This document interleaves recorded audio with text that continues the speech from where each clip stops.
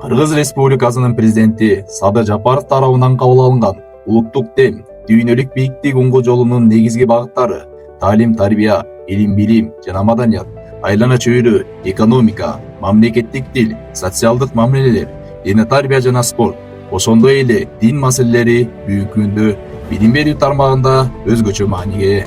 Аталган багыттардын алкагында 2025-26 окуу жылында мугалимдер тарабынан окуучулар үчүн баарлашуу сааттары үзгүлтүксүз жана жогорку деңгээлде уюштурулуп өткөрүлүп келди. Бул иш-чаралар окуучулардын дүйнө таанымын кеңейтүүгө, руханий баалуулуктарын калыптандырууга жана жарандык жоопкерчилигин арттырууга багытталды. Жыл жыйынтыгы чыгарылып, креативдүү, чыгармачыл, изденүү менен иш алып барган мугалимдердин эмгеги татыктуу бааланды.